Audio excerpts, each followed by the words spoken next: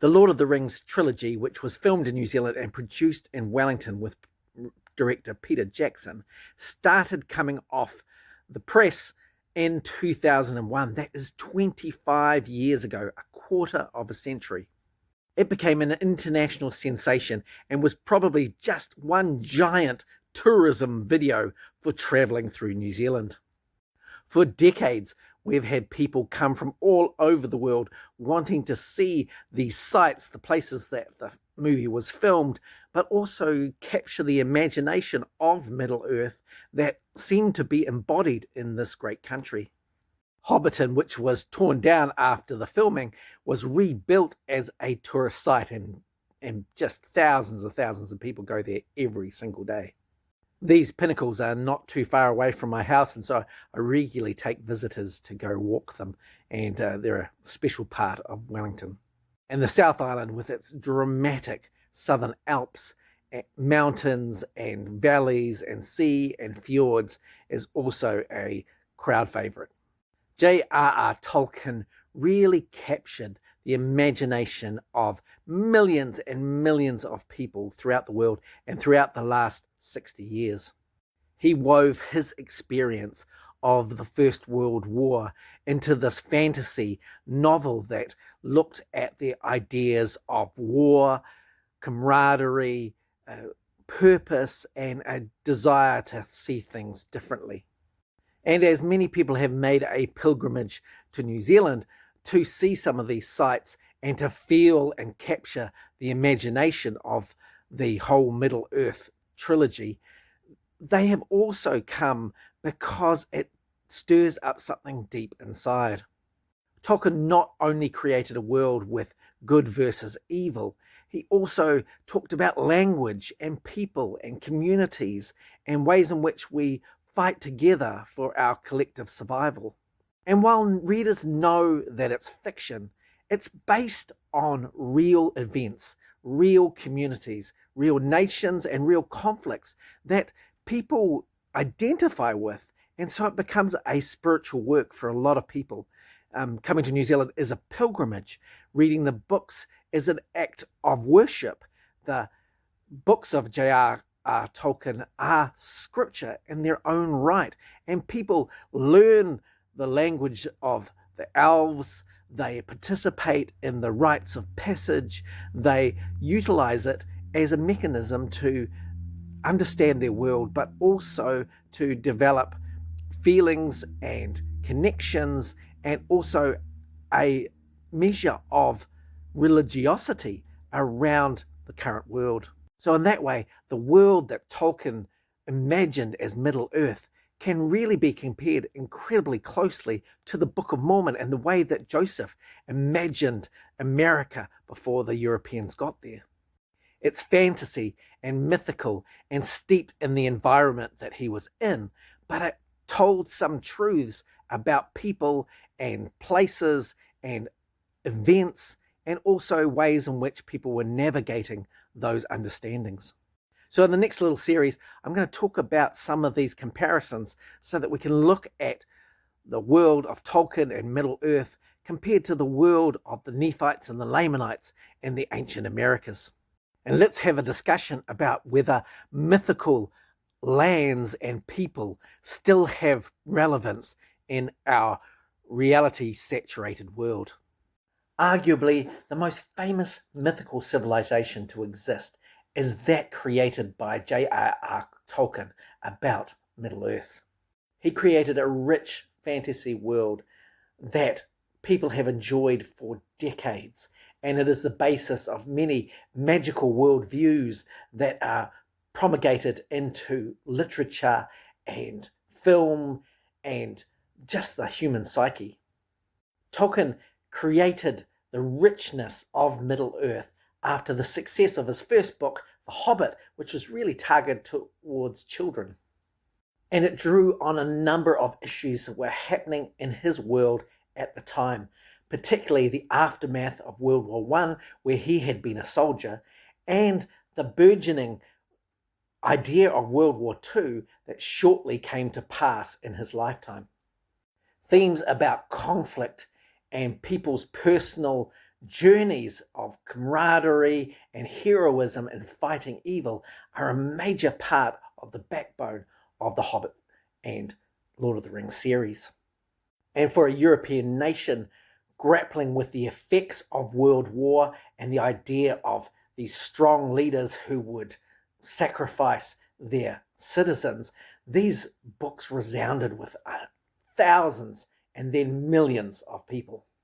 This has a lot of similarities to the Book of Mormon because Joseph himself was a young man after a number of conflicts had happened in America. Joseph had grown up with an understanding of American independence from Britain, particularly because his grandfathers were involved in the conflict, but also it had shaped the forming of the American identity. And then when he was 7, America went through a second Revolutionary War called the War of 1812, where the resolve of this new independent republic and democracy was tested by the might of the British Army.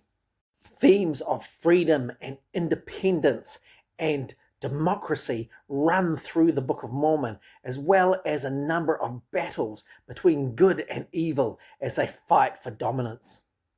Wicked kings fight against freemen, and the balance of hope rests on righteous people standing up against Gadianton secret combination robbers. The Constitution hangs by a thread as the threat of existential dread hangs over them. And with the backdrop of these events happening in Joseph's own environment, he created a mythical civilization which embodied these same fears and hopes and battles. He called them the Jaredites and the Nephites and the Lamanites. He talked about various factions that would work together and then also undermine each other. He would also explain why there were certain conflicts that were happening in modern day America.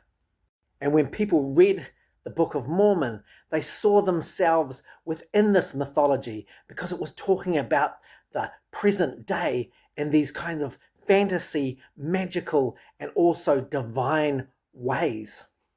And just like the Tolkien series, it captured millions of people. So we're going to talk about the similarities between these two works and how they capture people in some really profound and important ways.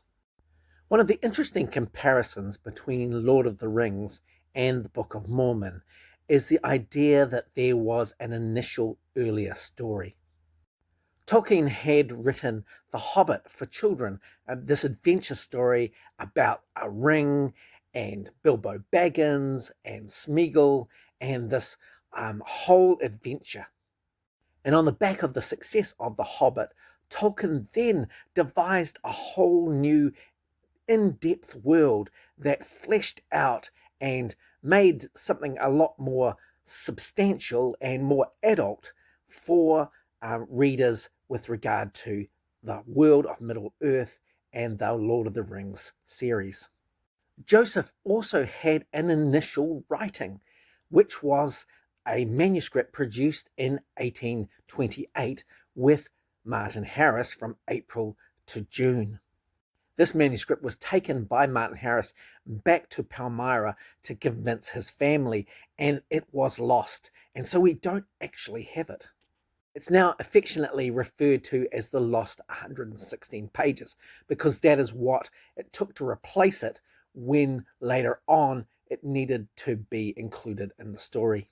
There's a great book by Don Bradley who seeks to reconstruct many of the things about the lost pages because we have some indications to it in the replacement text and also some understandings from other people like Joseph and his family members, particularly his father. What we know is the original manuscript was a lot more adventurous. It talked about the wars and the kings and the nation building of the Nephites and the Lamanites. And I've talked about this several times, that Joseph was really writing a Christian adventure story, which then got morphed with a replacement scribe in Oliver Cowdery to the formation of a church. And so the replacement text was a lot more spiritual because it was done with different scribes in a different circumstance and in a completely different location, which changed the nature of the whole of the Book of Mormon. Some new research that I'm working on related to this is in regard to a revelation given in July or August of 1828 to Joseph about this loss.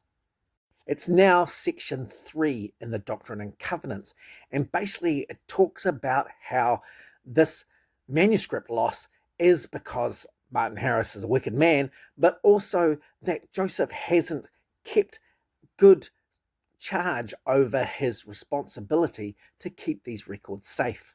It seems to be a rebuke from the treasure guardian that indicates that God is unhappy with Joseph.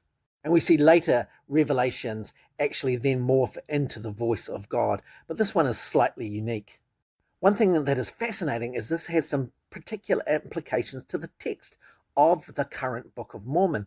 We see some particular phrases in this section which are then mirrored in the same order in a book in the Book of Mormon. You can see it here in verse 2. His paths are straight and his course is one eternal round. And this is mirrored in Alma chapter 37, where it says, and his paths are straight and his course is one eternal round. And it seems that in this case, in Alma chapter 37, Alma is rebuking and charging Helaman about the records and his importance with keeping them close and right and protected. And this really mirrors the same feeling of Doctrine and Covenants section 3 embodied into these two characters in Alma chapter 37. It's a wonderful example about how events that are happening to Joseph, he is now infusing into the characters of the Book of Mormon. And that particular chapter, Alma 37, also talks about the directors that Joseph is using, including a seer stone called galazim, which Joseph uses later as a code word to refer to himself in Doctrine and Covenants revelations. It really is a pity that we don't have the lost manuscript. It would tell us so much about the development of Joseph and his worldview and this mythical world that he is creating in the moment. But we are fortunate to have The Hobbit, which tells us a lot about Tolkien's early adventurous spirit and the ways that he expanded that then on into the Lord of the Rings series. One of the cute similarities between the Lord of the Rings and the Book of Mormon is the idea of quests and the fact that there are 4 usually young men sent out to perform some kind of incredible task. In the Lord of the Rings, these 4 young men are Frodo, Sam, Pippin, and Merry. And they're sent on this grand quest by none other than Gandalf the Grey, who's this great wizard who during the process elevates into Gandalf the White with his increased knowledge and understanding. In the Book of Mormon, it starts off with Lehi as a visionary prophet who sends his 4 sons, Nephi, Sam, Laman, and Lemuel, to retrieve the records of his people. And this is repeated again when King Mosiah sends his sons, Aaron, Ammon, Omni, and Himnah, off to the Lamanites to preach to them and to recover them to the true nature of the gospel. And then with the Jaredites, in the book of Ether, there are 4 sons of Jared, who's kind of the founder of this new world, and his sons' names are Jacob, Gilgal, Mahar, and Orahah. The idea of a wise seer sending out 4 companions to find treasure, to uncover something special, or to inhabit a land is a really interesting idea that permeates the Lord of the Rings and throughout the Book of Mormon. It's possible that Tolkien read the Book of Mormon and identified its treasure-seeking quests and modelled the 4 hobbits after them, but it's also probably more likely that he understood folklore, particularly around treasure seeking, that a seer with a seer stone in his hat might guide 4 diggers as they went to procure treasure in the hills of New York and New England, and certainly in the old world in England itself. These mysteries of magic and the ways that teams could work together to accomplish great treasure quests were the folklore underpinning of a lot of English and English-speaking society. Joseph participated as a young man leading these treasure digs. He embedded these acquisitions into the storylines of the Book of Mormon. And this legacy underpinned the establishment of these mystical worlds like Middle Earth, where young hobbits could go on great adventures by the whim of a wizard. One of the things I don't think that people appreciate with Lord of the Rings is that it's a deeply Christian work. J.R.R. Tolkien was a devout Catholic, and he infused a number of theological elements into the storylines.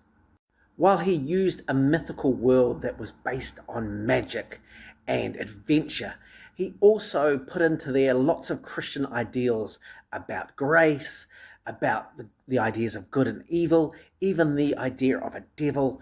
And there are things in it like Gandalf being a prophet, seer type person, Frodo being a priest, and of course the various kings of men providing this whole kind of line of authority. It's also interesting to know that Tolkien converted his friend C.S. Lewis to Christianity, and of course his adventure stories in Narnia are very overtly Christian, whereas J.R.R. Tolkien's works are much more subtle. The Book of Mormon, on the other hand, is almost the inverse of that. The Book of Mormon speaks overtly about Jesus, talks about him in multiple instances, even suggests that he comes and visits the people in the Americas and teaches his gospel that he had done in the New World, or the Old World. But behind the scenes, the Book of Mormon is deeply magical. It has lots of these roots in New England folk magic, which refugees from that area brought into Western New York. Things like treasure quests with those four entities and people, also the idea of slippery treasures going under the ground, and also a heavy reliance on the idea of digging up gold and silver, which apparently the Americas had plenty. So Lord of the Rings embedded Christianity in this mythical, magical world, and the Book of Mormon embedded magic into this mythical Christian world. And to be fair, maybe it's all the same thing because, of course, magic and religion, particularly Christianity, have its roots in the same common denominator. The idea that there's this unseen world that has been accessed by people with power. But it does speak to the idea that we like our religion with a bit of mystic magic.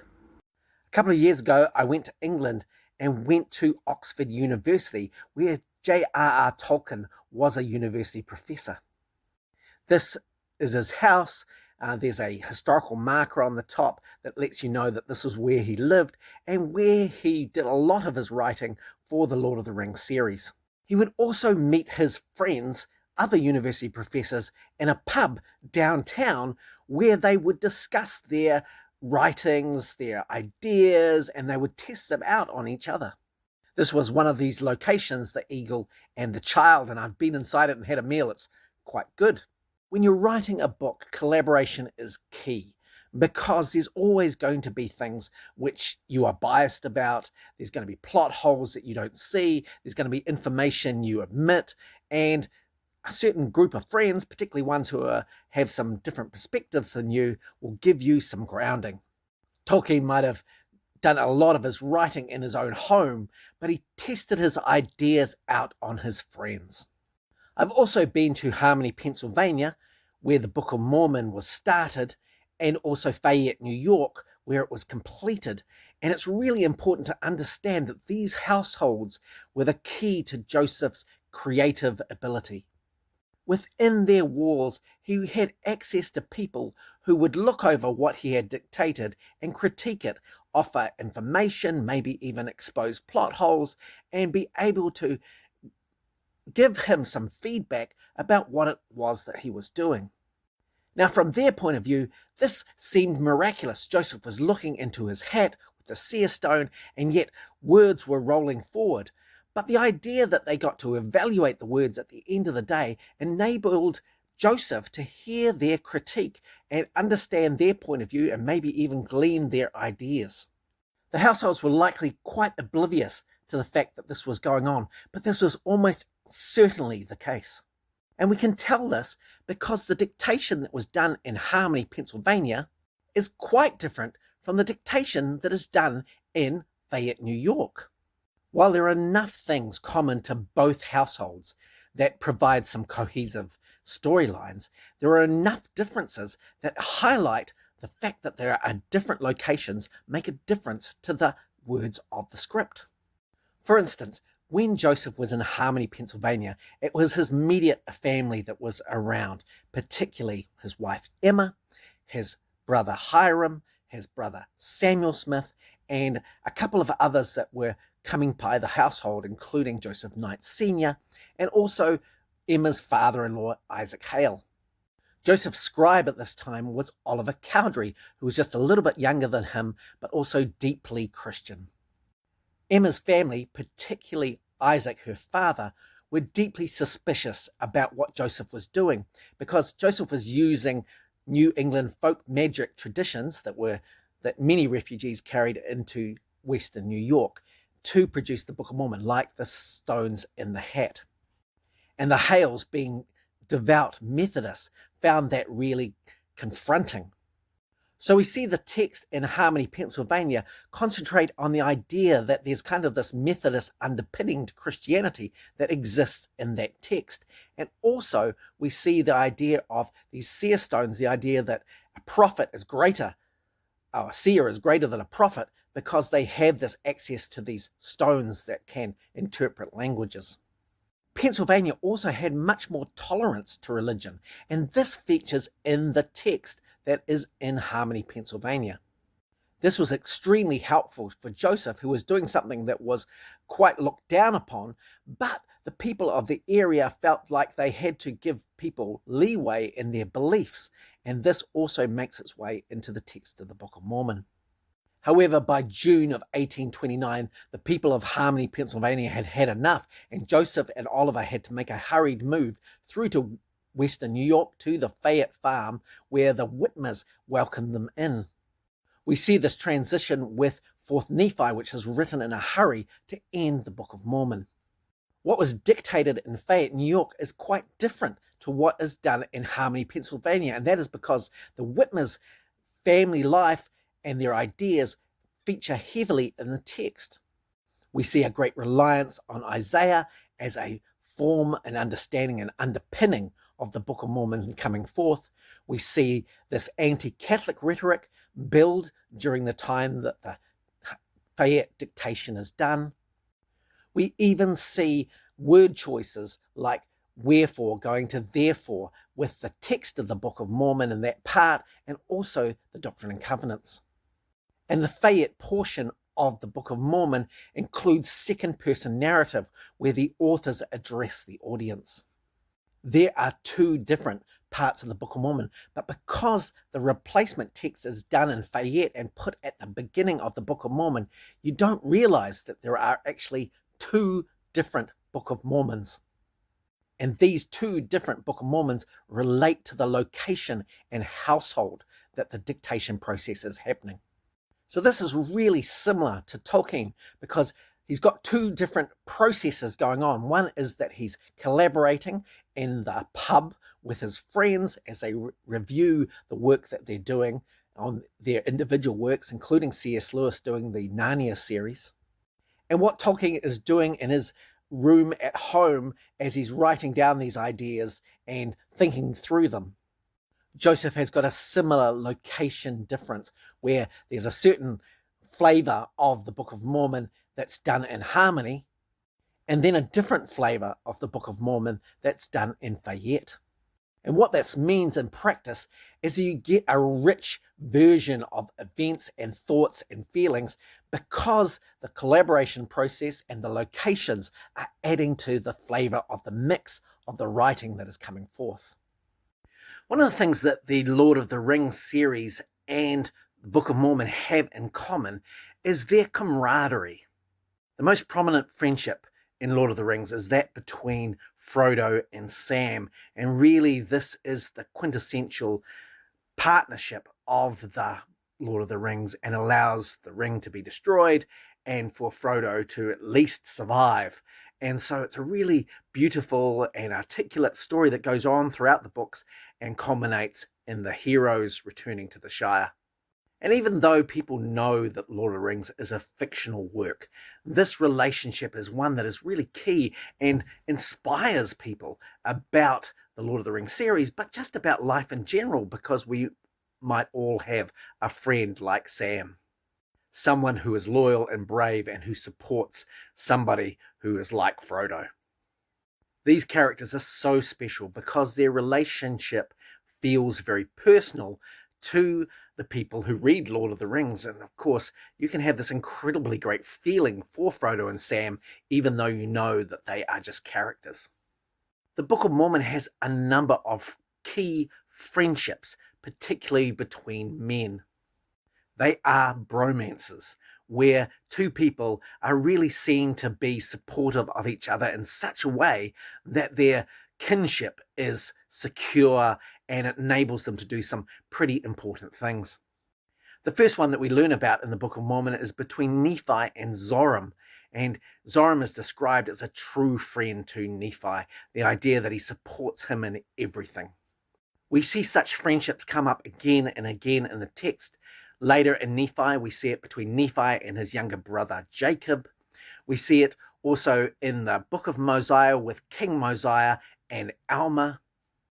We see it throughout the Book of Alma, and particularly between Alma and Amulek, and later in the record with Mormon and his son Moroni. And these are really special relationships and real great kinships that we see develop in the text, and for which people have an incredible emotive response to and investment in such a way that you can see these characters as real humans because you can identify those characters in your own life. These key men friendships or bromances are really significant throughout the Lord of the Rings and the Book of Mormon, and they really do bring in men as readers and investors in the text. And although both in Lord of the Rings and in the Book of Mormon, women don't occupy a significant amount of space in the pages, if you're a woman and you're reading these kinds of things, seeing men as vulnerable, as supporting each other, as adventurous and achieving, I think these are quite key indicators why women also invest in these stories, regardless of the fact that they don't occupy great page count. And I think that these relationships are integral in how the Book of Mormon and the Lord of the Rings buys us into the storyline, that there's something really special here that we need to invest in and explore and dissect in such a way that it transfers into our belief, but also our investment in these ideas of key relationships, particularly friendships, and what makes the text of both of these works quite compelling. John Ronald Reuel Tolkien was born in 1892. He was actually born in South Africa because his dad had a job there. However, when he was 3, he went back to England where his family was from, and while there on an extended family trip, his father died in South Africa. His mother raised him and his younger brother in England with her family, who were devout Baptists. But in 1900, when he was 8 years old, she converted to Catholicism, and this fractured the whole family because they were devout Protestants and they refused to support the family. And then 4 years later, when J.R.R. Tolkien was 12, his mother died, so he became an orphan. Before she died, she gave the charge of her 2 boys to Father Xavier, who was a close personal friend, and he raised them and made sure that they got an education. But initially, as a solo mother, J.R. Tolkien's mother educated him at home because they just were so poor. And then as an older teenager, Tolkien fell in love with a Protestant girl, and this caused a huge fracture between him and Father Francis Xavier Morgan, who was his benefactor. It also caused some family friction with her family, who, when she got married a few years later to Tolkien, she converted to Catholicism. Tolkien also went to war in the First World War, and then actually later he served in the Second World War. So he was really familiar with battle strategy and things that were happening in terms of world politics. And of course, he was a lot older when he produced Lord of the Rings, when he was an Oxford professor. He, by this point, had studied languages and literature, and he was teaching in the subject. But you can't ignore some of the similarities that Joseph had with Tolkien almost a century earlier. Joseph had had a strained, poverty-stricken life. He'd moved a great distance away from the place that he had grown up and was born. He also had a family tragedy with his brother dying quite early in the piece. He was educated at home because of that poverty. And there were numerous religious conflicts that he was involved in. His parents argued with their parents. His parents argued against each other. And then when he married Emma Hale, her Methodist family were very suspicious of Joseph and his folk magic practice. Joseph didn't go to war, but he was heavily interested in warfare the whole of his life. He was a child during the War of 1812, which happened near his home.